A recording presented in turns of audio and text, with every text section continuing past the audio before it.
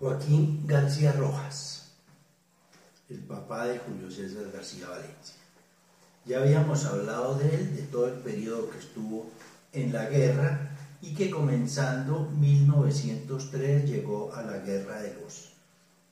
Después de la guerra de los 1000 días, estaban establecidos en ese momento en Santa Bárbara y al poco tiempo ya se fueron a vivir a Fredonia y por un periodo muy largo vivieron en Fredonia porque se puede estimar más o menos como hasta 1920 que ya fue el momento en que la familia se fue a vivir a Medellín. En Fredonia, Joaquín trabajaba como juez.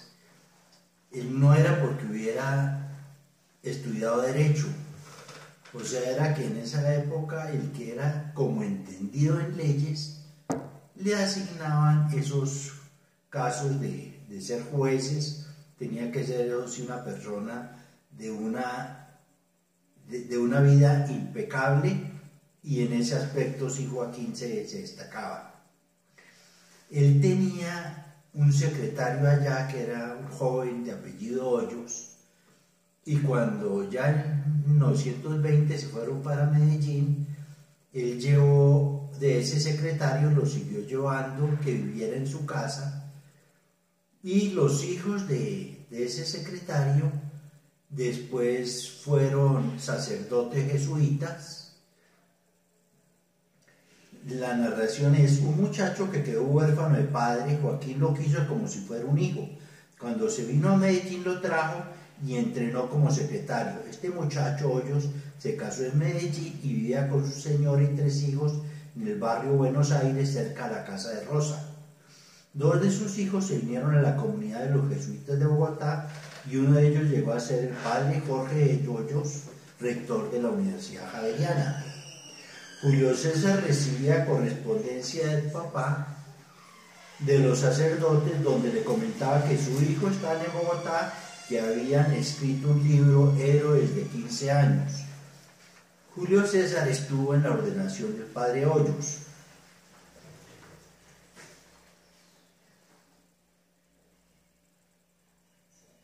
Joaquín fue un hombre precoz. Nació en 1875. Se casó a los 18 años en 1893 con Obdulia, que era unos años mayor que él. Cuando fue a la guerra en 1899 tenía 4 hijos: Julio César, Carmen Emilia, Octavio y Ovidio. Durante la guerra, Obdulia con sus hijos se fue a vivir a la finca La Loma. Después de que Joaquín llegó de la guerra, siempre mandaba celebrar una misa de acción de gracias el 10 de mayo, a la cual asistía con su familia en agradecimiento a algún momento difícil que vivió en la época de la guerra. Parece que a raíz de alguna promesa dejó completamente el cigarrillo y el licor y no probaba ni un trago de vino. En la milicia alcanzó el grado de general. Mostraba varias cicatrices en las piernas de heridas que recibió durante la época de la guerra. Joaquín, al sobrino que más apreciaba era Pedro Lano, y cuando iban a visitar las fincas, Pedro lo acompañaba. Al regresar, Carmen Emilia, que era la hija mayor, lo esperaba con agua para que se lavara los pies. Ella era muy especial y atenta en esta casa.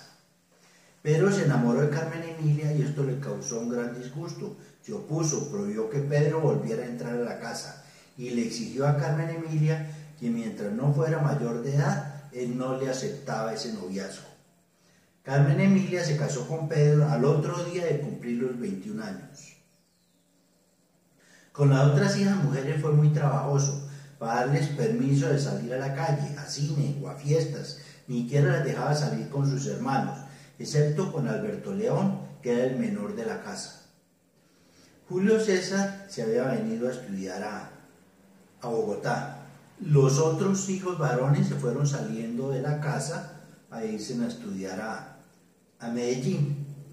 Cuando Joaquín comprendió que Fredonia no era apropiado para educar su familia, resolvió trasladarse a Medellín.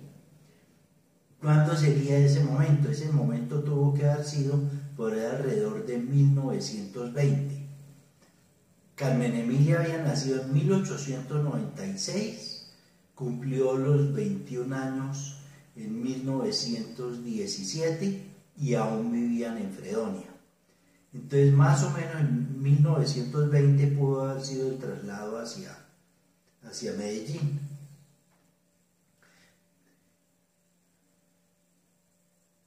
Entonces, el viaje lo realizaban de Fredonia a Magá. Todos iban en caballo, excepto Magdalena y Alicia, que eran muy niñas, que eran las menores, y entonces ellas las montaban en una silleta.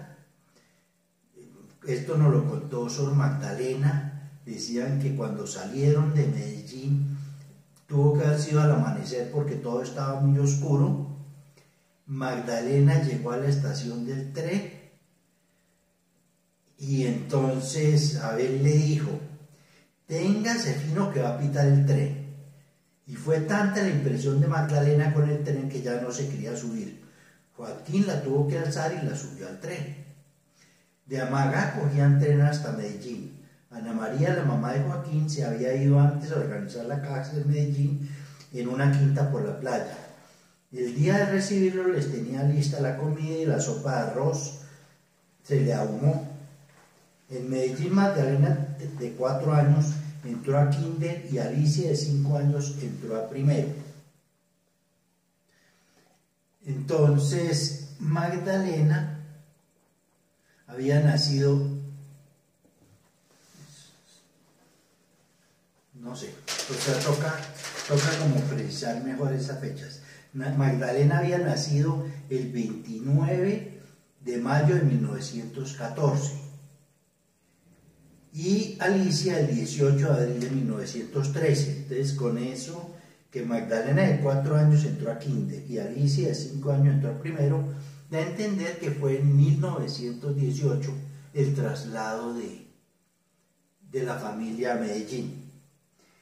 En Medellín, Joaquín se levantaba todos los días a las 4:30 de la mañana para asistir a misa a las 5:30 a la iglesia de San Ignacio. Caminaba hasta la iglesia, no importaba que estuviera lloviendo. Algunas veces lo acompañaba Magdalena, que estaba muy pequeña, y cuando llovía, Magdalena escampaba dentro del abrigo de Joaquín. Joaquín compró una casa por Cundinamarca por la suma de 24.000 pesos. Joaquín se esmeraba mucho en su presentación personal. Al salir de la casa siempre se sacudía la ropa y los zapatos. Igual que todos sus hermanos, Joaquín recibió el temple y dureza que le infundió su madre. Esta formación la reflejaba en su hogar, siendo muy exigente y disciplinado. Los domingos salía a dar una vuelta por la casa de cada uno de los hijos y llevaba monedas para regalarle a cada uno de sus nietos. Cada domingo almorzaba en la casa uno de sus hijos que previamente le hubiera invitado. Escribió Julio César García Valencia en su tesis de grado Historia de la Instrucción Pública en Antioquia. El señor don Joaquín García Rojas, diputado por Fredonia y Jericó, elaboró un proyecto de ordenanza que con él presentaron los señores don Luis de Grey y don Alejandro Múnera, según el cual 6 unidades de la participación que en las rentas tienen los municipios deben ser destinados exclusivamente a la construcción de edificios escolares modernos, de acuerdo con planos aprobados por la Junta Departamental de Instrucción Pública. Tal proyecto fue piedra de escándalo para algunos diputados demasiado celosos de las prerrogativas de los consejos a que pertenecían igualmente. En el diario de Ramón García Duque hay algunas citaciones de Joaquín. 5 de mayo de 1919. Ramón le escribe a Joaquín para que le ayude a conseguir una colocación a un hijo de Mercedes, maestra en la vereda de Dos Quebradas. 19 de diciembre de 1919. Joaquín estuvo en Marinilla en el matrimonio del doctor Jesús María Rojas, primo hermano, hijo de Juan Rojas García. El 11 de octubre de 1920, Ramón viajaba de Santo Domingo a Marinilla y al pasar por Medellín lo visitó en el hotel Joaquín con Papamingo, Domingo García Aristizábal, papá de Ramón y tío de Joaquín. Conversaron en el hotel y después de Joaquín lo tuvo en su casa hasta que lo despachó para Marinilla. El 16 de agosto de 1922, Ramón prestó la mula a Joaquín, quien regresaba de Marinilla a Medellín, después de asistir en Marinilla al centenario de Monseñor Arbeláez.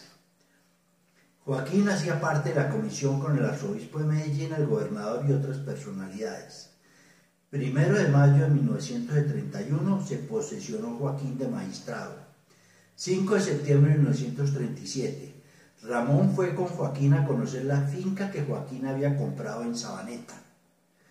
Esta finca Sabaneta después se volvió como un punto de referencia de la familia. Muerto Joaquín le correspondió a todos los García Valencia, y Julio César le fue comprando los derechos en esa finca a todos sus hermanos. Uno se imagina que era la gran hacienda, porque de pequeño siempre nos hablaban de la finca de Sabaneta. Realmente la finca de Sabaneta debía ser un lote de unas 2,5 hectáreas, no era más.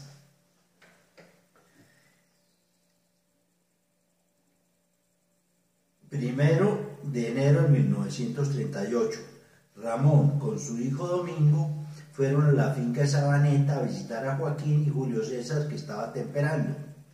Recordemos que Domingo fue quien conservó la cruz de los García. 20 de noviembre de 1939. Hoy a las 2:30 murió el querido primo Joaquín. Ha sido Joaquín uno de los hombres más notables con que actualmente contaba el conservatismo de Antioquia, y como cristiano uno de los que más se acercaba a la perfección. Para mí es especialmente doloroso esto, porque aparte de nuestro afecto que nos profesábamos, él tuvo para mi hijo Domingo un aprecio especial y fue admirador de las prendas morales de este muchacho. Me preguntó por él momentos antes de morir. El 21 fue el entierro, uno de los más solemnes y concurridos de los que he presenciado en esta ciudad de Medellín. Sor Marta nos narró en una oportunidad: estando ya muy enfermo Joaquín, Julio César y Teresita iban a visitarlo. Marta, con su prima Luz, hija de Eduardo, insistían que las llevaran y se comprometían a estar juiciosas y no entrar donde estaba su abuelo enfermo. Joaquín ya estaba grave y casi no hablaba. Marta y Luz se le acercaron y le dijeron: «Papá Joaquín, ¿nos reconoce?». Joaquín se puso furioso, sacó fuerzas de donde no las tenía y les habló: «Niñas impertinentes, ¿acaso es que estamos en carnaval y ustedes están disfrazadas para que no las conozcan?». Cuando Joaquín habló, Marta y Luz se salieron de la alcoba del abuelo y los mayores se vinieron a atender a Joaquín, sorprendidos de que hubiera hablado.